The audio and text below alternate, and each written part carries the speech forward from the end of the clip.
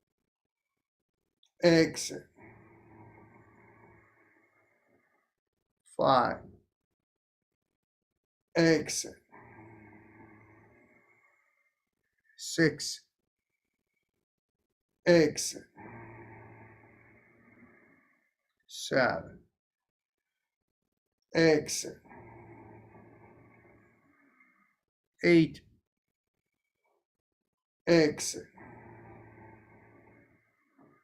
9, exhale. 10, exhale. 11, exhale. 12, exhale. 13, exhale. 14, exhale. 15, exhale. 16, exhale. 17, exhale. 18, exhale. 19, exhale. And 20, exhale.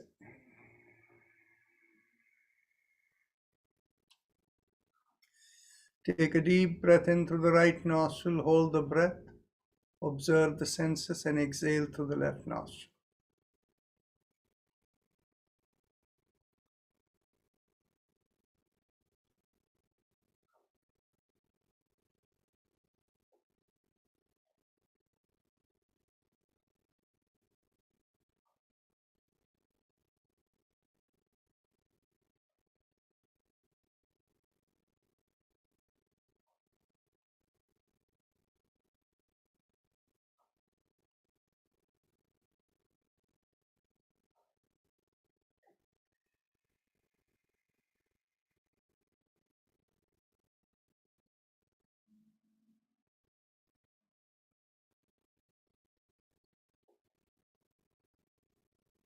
Now, we get ready for meditation. Mentally tell yourself, I give up all ideas and concepts and I care about nothing. Make sure the hand is in a good open position, palms facing upward, one over the other touching the thumb, or open, separated with the index finger touching the thumb, or simply palms open facing the ceiling. As you tell yourself, I give up all ideas and concepts and care about nothing. Feel the shoulders become lighter. Feel the head also maybe becoming lighter. And mentally, if you have a mantra, you can use the mantra focusing on it.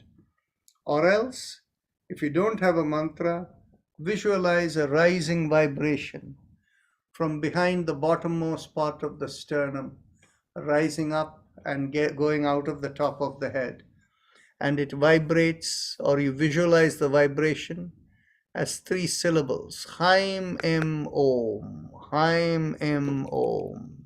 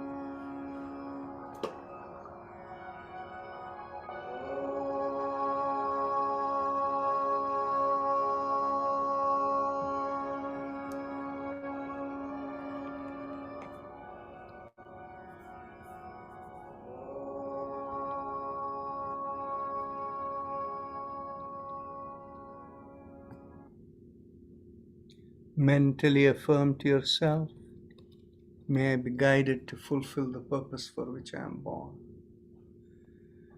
And with that as the thought, raise your hands up and bring it in front of your face and look straight into the palm of your hands when you open your eyes. So with that, we end the meditation, and today being Sunday, we have the discussion time. So there was a question, is Prabha Kumar over here? She had asked a question yesterday that I didn't answer. No, Prabha is no longer here. Okay. So, and Arun had also asked a question yesterday, and he is not here either. Okay. So if you have any questions, feel free to ask. Any discussion item related to philosophy or anything related to yoga practices, go ahead. Dr. Rajan, I have a question. When you do Anulom Vilom, and you said that vitality should go, if I'm breathing from the left side, it should go on the right side. Yes. See, before you were telling that if I'm breathing from the left, the vitality should go on left side to the head and then come back on this side. But now you're telling left hand, you should go to the right hand side, breathing, you go to the left hand side. So it's confusing, so which is better? Well, I don't see you where you are, but nevertheless, hopefully you can see me. I guess whatever I have said has been consistent, but the way in which you have understood might have differed. So when you inhale through one nostril, you visualize the movement going through the inhalation is following a pathway that is going to the opposite side and coming, and the breath is completing right in the middle upper part of the forehead at the hairline. And then you're going to exhale to the other nostril. So it is going to come through the other side, the visualization, and exhale to this other nostril. Inhale through that nostril, and the inhalation comes the same mirror way. Exhale, go out through that. That is the cycle. Okay, so left hand side should go on the right hand side. The right hand side should go to the left hand side. Whatever way in which it makes sense to you, I actually showed you right now how to do it. You can verbalize it any way you want. So can I go on the right hand side, go on the right hand side? And no? I don't know what you mean. Therefore, I don't see your face. You're not showing me your fingers. Okay. No, I don't know why I'm not there, but this is my question. I have answered your question. I have shown you over here. You can see my face. Yeah. And, that's about all I can tell you. Okay. On this side, you cannot go. Same side, you cannot go upright. That's what you are telling. Whatever you understood is up to you, but I explained to you the direction. Inhaling from this nostril, going up this way, and completing the inhalation there. Exhaling through this nostril, coming that way and exhaling, and then inhaling through this nostril, coming up here, exhaling through this nostril, going out there. Thank you, Dr. Rajan. Thank you. You're welcome. Dr. Rajan, after Bhastrika, when we inhale, we always inhale from the right nostril. Is there a reason for only using the right nostril rather than alternate nostrils? Well, the honest answer is that is how the book says it. That is the Gerinda Samhita, and that's why we use it that way. And this is the way it has been used in Kaivalya Dham. But to put a logical answer to it, the logical element to it is the right nostril energizes. And so the thing is basically, once we have done this Bhastrika, we stimulate wherever there is weakness in the areas of the body that need attention, we stimulate more energy flow over there. So once we have done all of this, and we inhale through the right nostril, we stimulate even more. But the more important aspect is we hold the breath. We hold the breath as long as is comfortable. And in holding the breath, what happens is you can literally feel wherever there is a weakness, there is a settling down, there is an activation process over there. And after 30 seconds or however long you can hold, then when you exhale through the left nostril, that is the relaxation element. Let me ask you, have you felt any difference when you hold the breath? I'm not able to hold very long because I start coughing if I hold it longer. So I hold it for a short time, but I did not notice any difference. Okay. Internalize it and focus. And in your case, I think you may have a weakness in your hip area, the lower spine. Oh, I see. And if you have it, then in which case, as you're holding the breath, you'll feel like it is working over there, stimulation. Okay. Thank you. You're welcome. Dr. Rajan, can I ask you a question? Yes, but Tammy has had her hand up for a while. Okay. Tammy, go ahead and Fine. then you can ask. Hi, everyone. Hi, Doc. My question was about Prakriti and Vikriti, if you had a moment about that. So I guess my question is, for a person, right, with knowing our Vata, was it Vata, Pitta, and Kapha, like knowing what's dominant or whatever, does that help us see our nature? No, I'm No. off. When we are at the retreat, since you'll be there, I will teach you that. It is essentially, if you use your 3 fingers and press tight, you will know what the Prakriti is. And when you press it light, if it feels different from the tight press, then that is how you measure Vikriti. So let's pass that one. That requires practice. So Malti, go ahead. When we doing Ujjayi Pranayama, whenever you have got a wrist joint, you told us to keep it extended about 90 degrees to the forearm. But if somebody has got really a back problem, like for example, I have a back problem like spinal stenosis, I got some surgery done, L1, L2, L3, L4, L5. So can I do something for that area other than just concentrating while doing a Ujjayi Pranayama? See, you still have stenosis, or did the surgery take care of the stenosis? I had some surgery in Houston. It's called a Vertiflex, not like major surgery. It's just like a 20-minute surgery. So they just put a titanic metallic piece in between L3, L4, L4, L5. So it's just a 20-minute surgery. So with that, I'm feeling much better. I can walk around. I can do all the work and all. I didn't have to have major surgery. But still, it hurts sometimes. Okay. See, the thing is, you see, I cannot give you an answer with clarity because of the insertion of the titanium plates that have been put in there. Correct. Okay? Yeah. But on the other hand, I will tell you how we deal with normal spinal stenosis. Okay. Now, to understand this, you need to understand the yoga approach and the allopathic medicine approach. Mm-hmm. And since you're a physician, you'll be able to compare the difference and why we say what. Okay. From the allopathic medicine approach, they're looking at the anatomy and saying there is a fault in the anatomy, and that is why you're having the pain. And the fault in the anatomy is exactly whether in the vertebral column there are some places where there has been degeneration, and the anatomy has, as a result of the degeneration, distorted, slight deformation. That is the reason the pain is coming, right? Correct. Now, the thing is, you see, we look at it slightly differently from a yoga standpoint.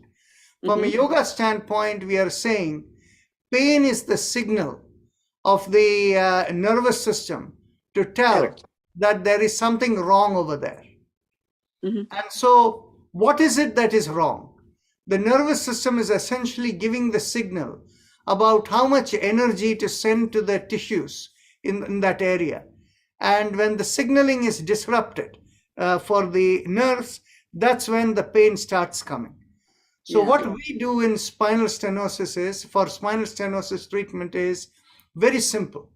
What we do is, whichever is the area that has the stenosis, if you can do slow, mild extension over there, and then after that you follow with Bhastrika Pranayama, what happens is the nerve gets sensitized, and the Bhastrika Pranayama produces more energy. So as a result of that, the blood flow going there and the oxygen and glucose going over there, they repair the pain. Okay? Okay. So what would we do in the case of a spinal stenosis of the lumbar region? When we have a spinal stenosis of the lumbar region, you see that we do the pelvic bend every day, right? Correct. Yeah. We do that pelvic bend, hold it for 5 minutes. Okay? Okay. And after that, we sit up and we do 5 rounds of Bhastrika. All right. Okay? So that takes care of it. Now, what will happen is, it is like a maintenance dose. It doesn't repair the anatomy.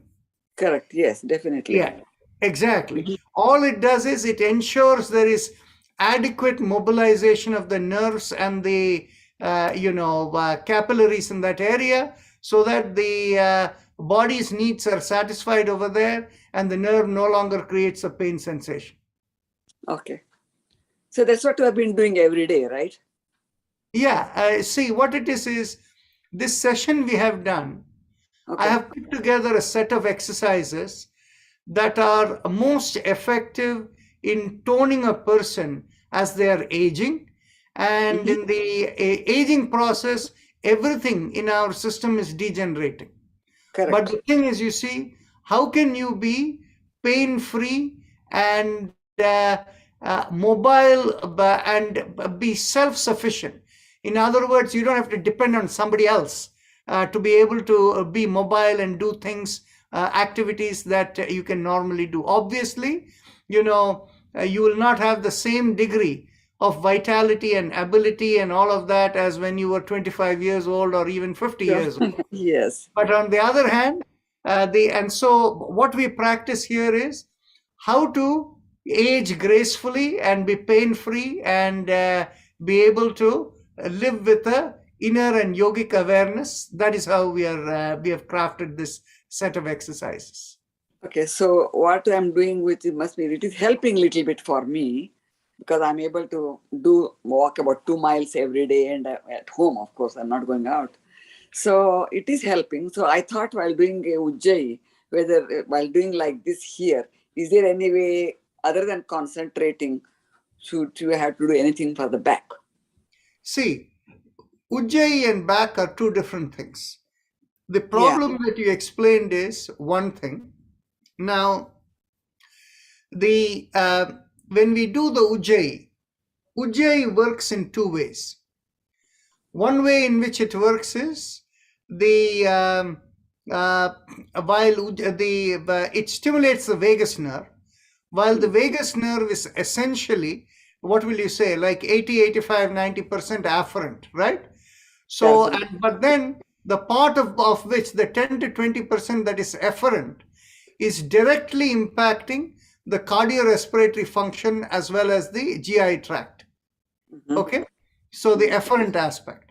So the thing is, basically, that is where you will find the greatest amount of relief from Ujjayi Pranayama, where you will, in the cardiorespiratory and the GI function is where you'll find the greatest impact.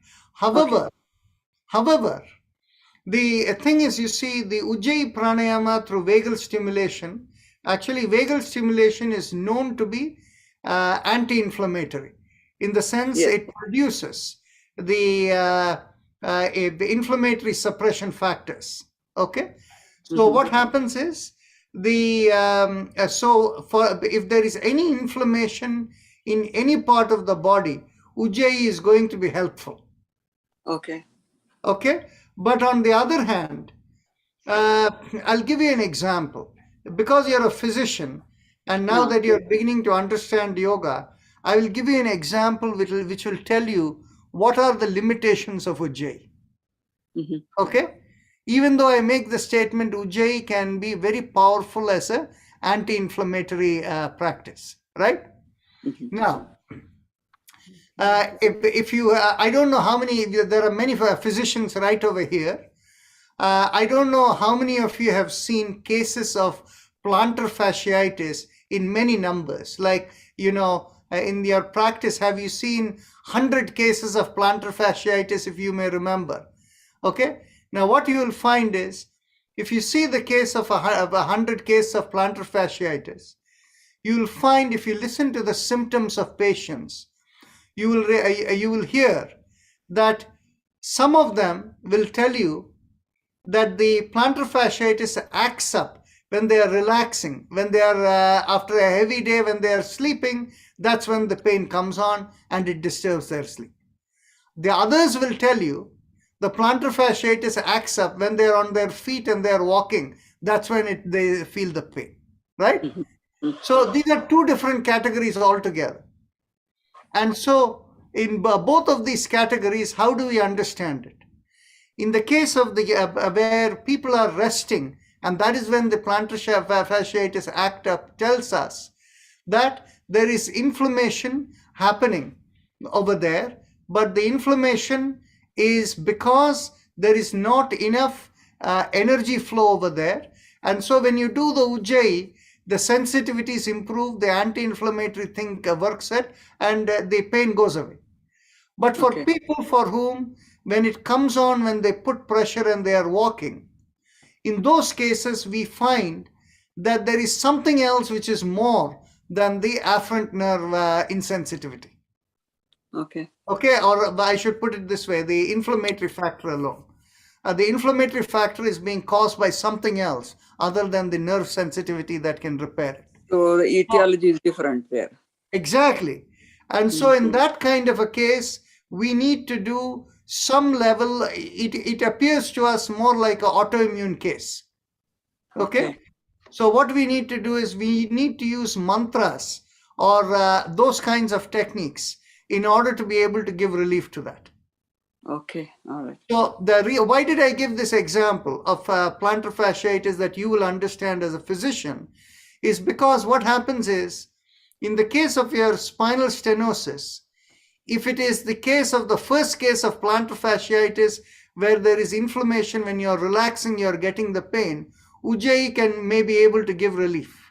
Relief. Okay. But on the other case, there is something else that is wrong that needs fixing. Yes. Okay. And so the thing is, you see, from the perspective of your spinal stenosis and what you have done for yourself from a surgery perspective, I cannot tell in what way the surgery impacted you. Okay. Now, the thing is, you see, the measure you give of you're able to walk for 2 miles, that is not interesting for me. From a yoga perspective, how much you can walk is irrelevant. Because from a yoga perspective, what we say is, according to your ability, you need to stimulate each part of the body. Only when you stimulate, even if there is a anatomical deficiency, as long as you can stimulate it, that stimulation will ensure that you will be pain-free and functional.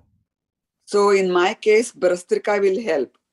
Yes, but and also what I'm trying to tell is, stimulation means never to do excessive exercise. Correct. I know. So in other words, what happens is you only exercise to the point of stimulation. If you exert yourself and go to the point of exertion, it will have a reverse effect. Yeah, I got that definitely. Yes. Yes. So the thing is that for one person, 1 mile walk may be the right stimulation and 2 mile walk may be excessive. For another person, it may be different. Correct. And so what happens is, each person, you need to be sensitive and listen to your body, listen to your senses.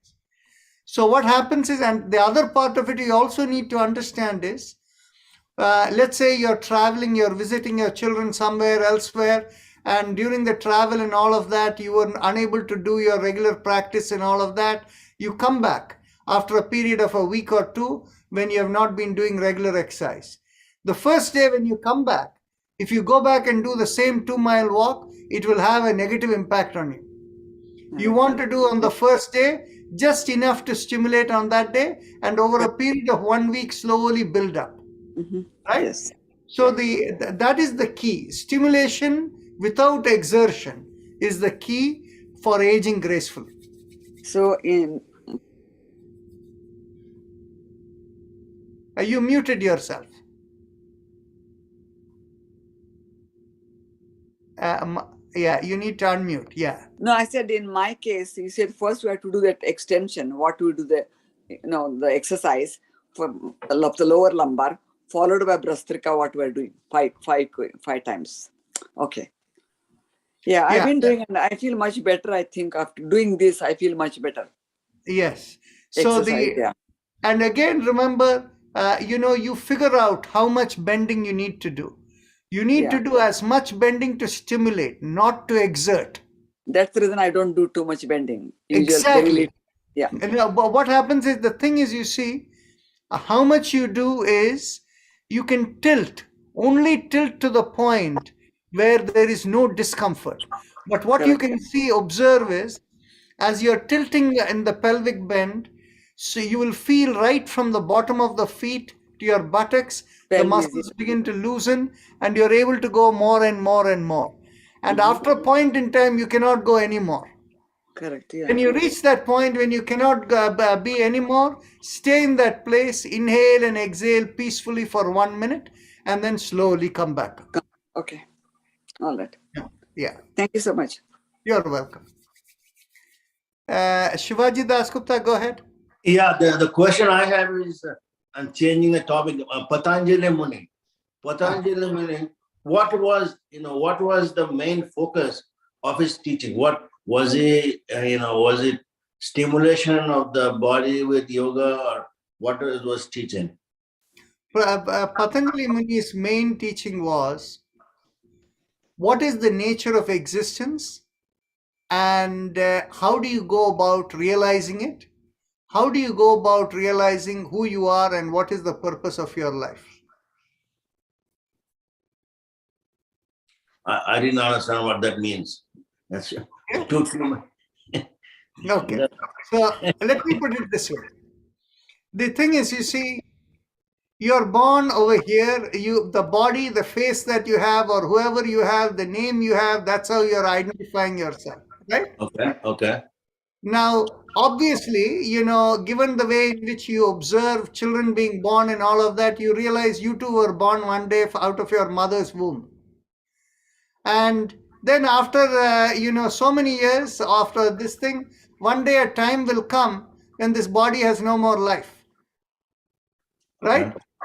Right. So the question is, here it is, you're working as a sentient being, somebody who can think, somebody who can say, I like this, I don't like this, I want to do this, and all these kinds of things are there. And one day, what is going to happen is, that body can no longer do anything. That body is a dead body. So the question is, what is this meaning of life? How come this birth came? And what is the meaning of this death? And then people talk about rebirth and all of this. What is the meaning of rebirth?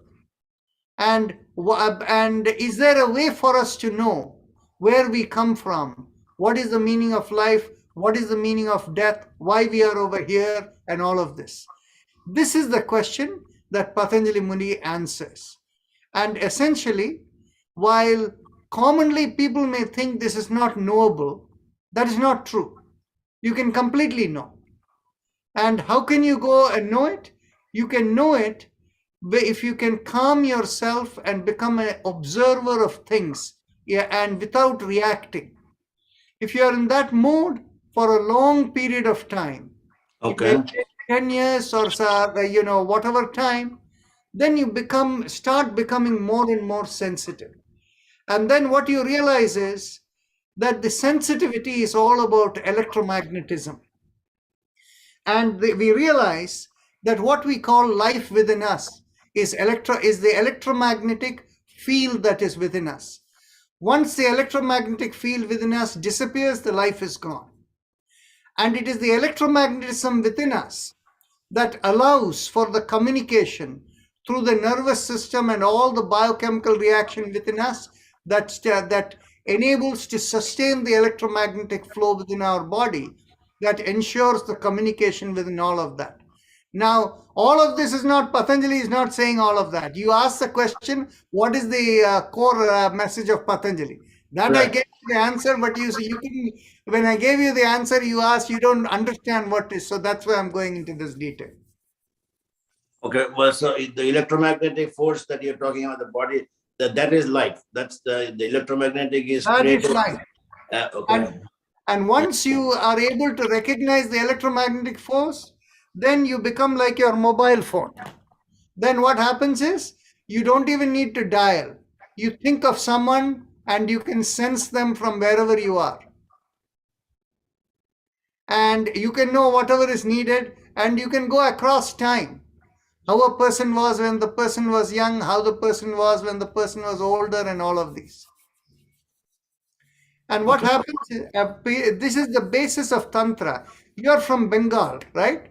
So, given that you're from Bengal, within the tantric system of Bengal, Tantra, whereby what they do is, if they want to do something for somebody or something, they will sometimes say, bring something of that person, right? Okay.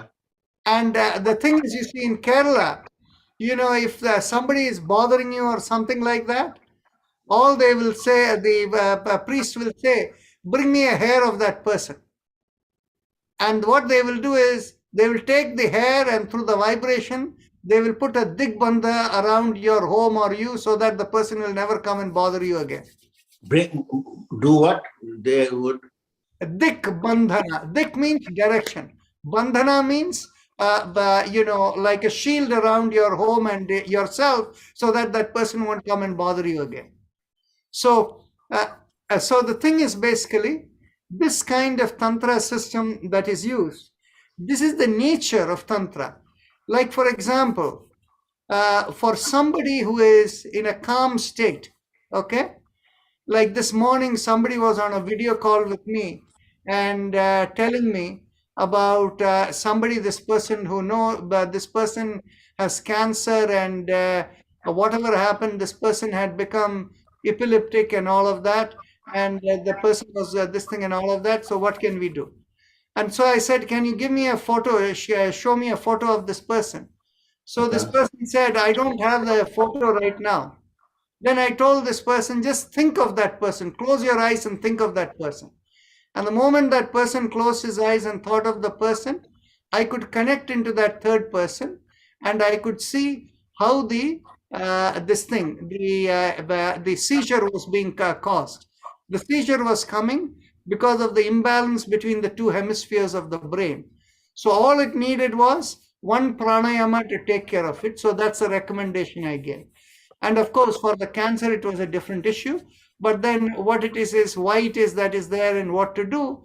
So you can look in and you can sense this thing. This is, you see, it is literally like our mobile phone. It is literally like our Google that we search. So once we are able to experience our electromagnetic being, our ability to propagate electromagnetically can make us realize that whoever we are is much beyond, and we can sense anything anywhere in the universe.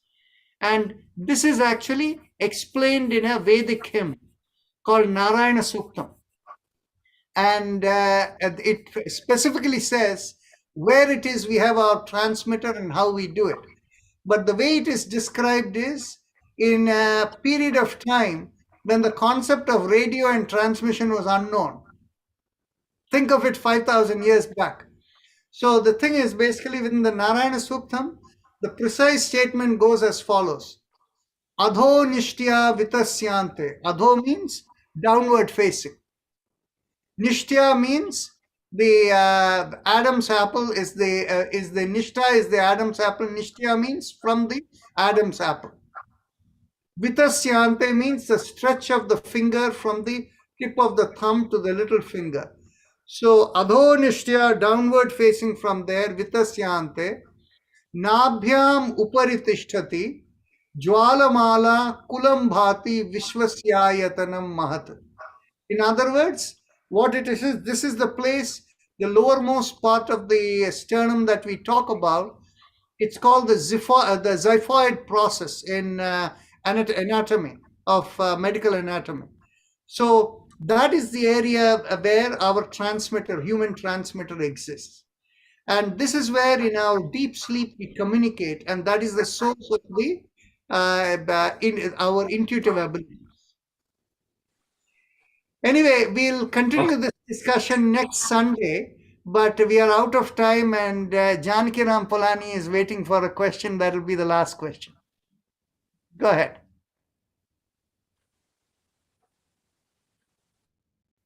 You have to unmute yourself. Yeah. My question relates to depression and the yoga that we are practicing. It does address mental issues like depression, bipolar, etc. Okay. So the chakra vibration that we do has some impact on all the mental health issues. Okay.